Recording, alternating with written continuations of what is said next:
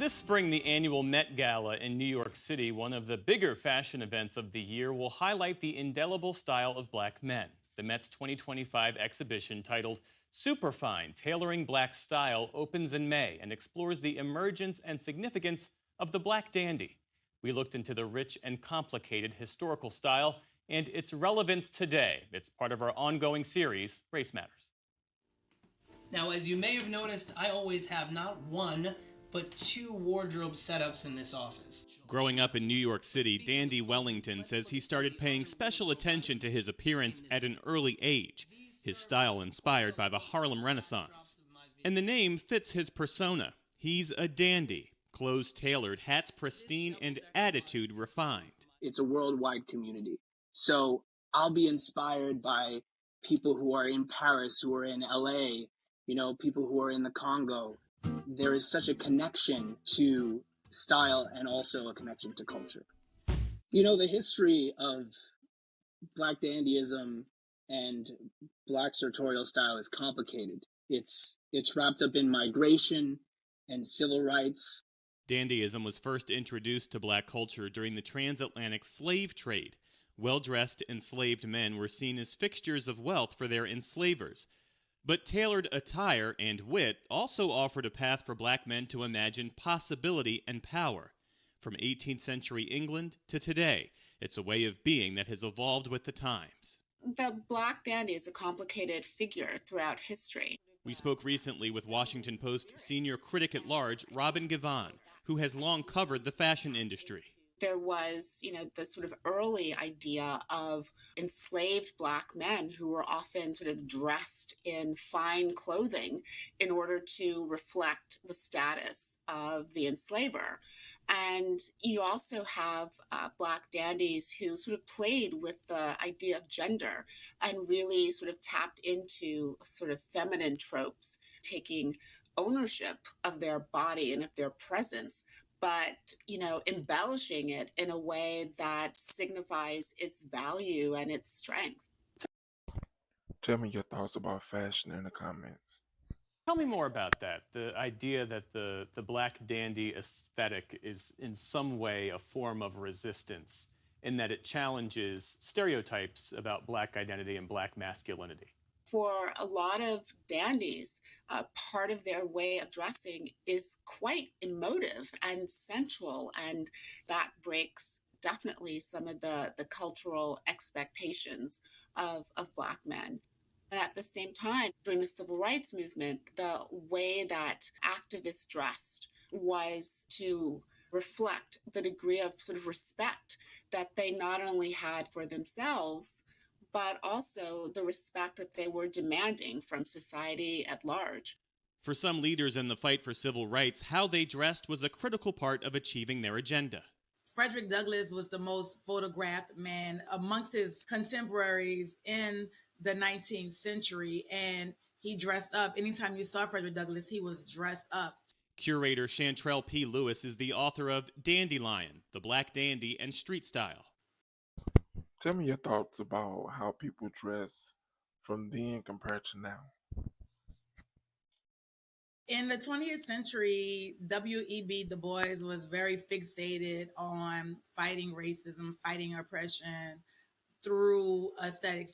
In a time post Trayvon Martin, post many different incidents of police violence in the U.S., there was like a large mass movement of young Black people in urban areas, whether in the U.S., in the U.K., in South Africa, that began really dressing up for themselves and for their own sense of cultural pride and dignity.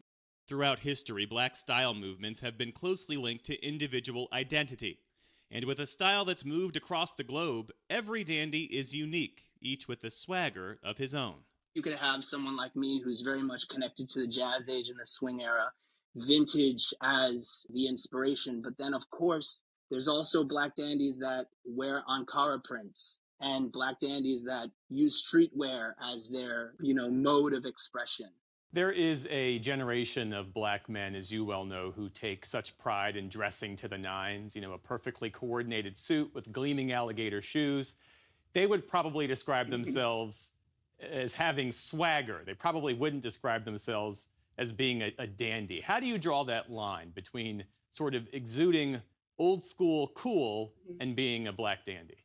I grew up in Detroit, and I think about, some of the men who, firmly believed that if your shoes were not matching your suit, then you were just sort of not properly dressed.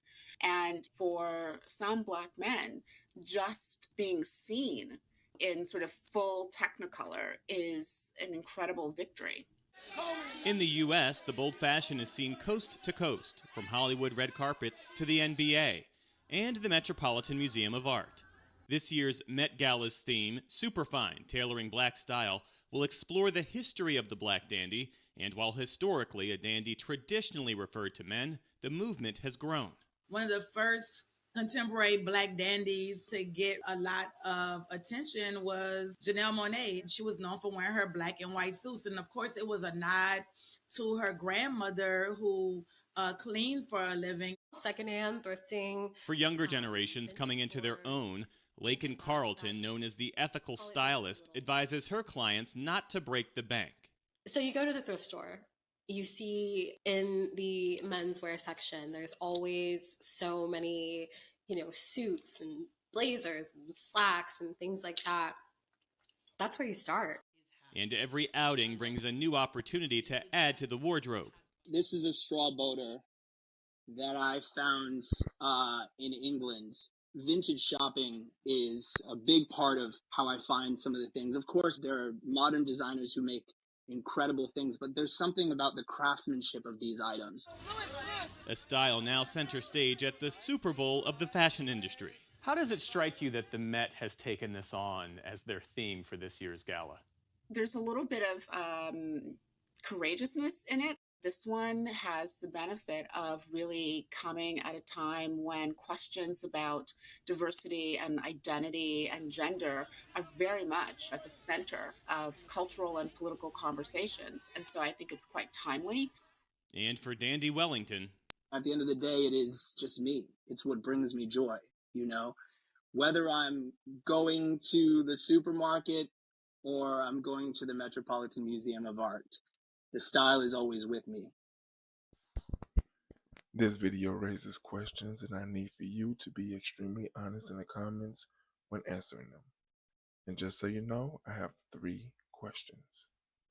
Number 1, did you watch the Met Gala? Number 2, what's your favorite era of fashion? And number 3, what fashion designer do you often wear? Now, please be honest when answering these questions in the comments. Share this video with anyone you deem necessary. And don't forget to like and subscribe to the channel.